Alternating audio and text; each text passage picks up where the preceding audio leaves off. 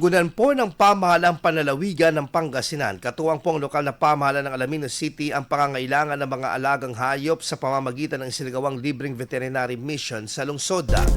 Layon po ng aktibidad na mapalawak pa ang kaalaman ng mga pet owners sa tamang pag-aalaga at pangangalaga sa kalusugan ng kanilang mga alagang hayop, kabilang na ang pagpapanatili ng rabies-free sa komunidad. Maliban sa libreng gamutan at bakuna, tumanggap din ng regalo at karagdagang kaalaman ang mga lumahok hinggil sa responsableng pet ownership at animal welfare. Patuloy namang hinihikayat ng pamahalang panlalawigan ng mga mamamayan na pangalagaan ang kanilang mga alagang hayop bilang bahagi ng pagpapanatili ng isang ligtas at malusog na pamayanan. IFM News. IFM News. IFM News.